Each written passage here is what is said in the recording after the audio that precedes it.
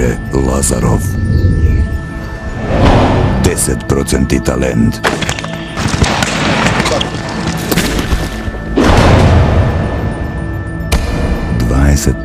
naporna rabota.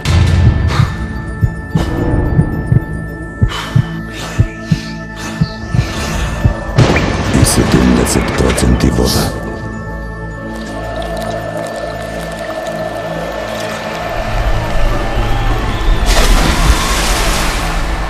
Pelistarka. 100% život. Hombrados es un campeonato del mundo muy equilibrado, con muchos equipos nuevos.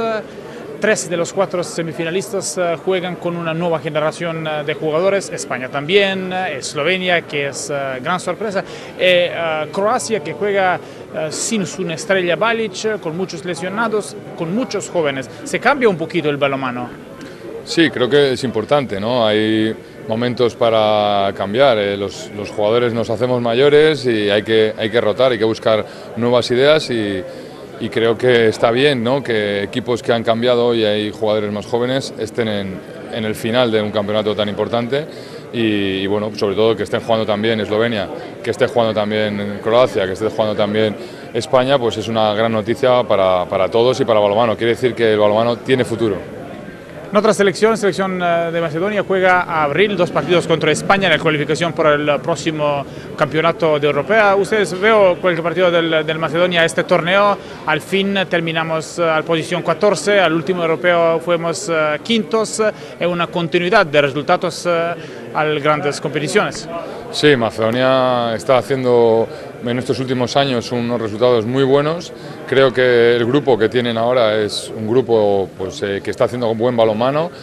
Sudowski creo que es un entrenador que está aportando nuevas ideas y un juego para Macedonia que está funcionando.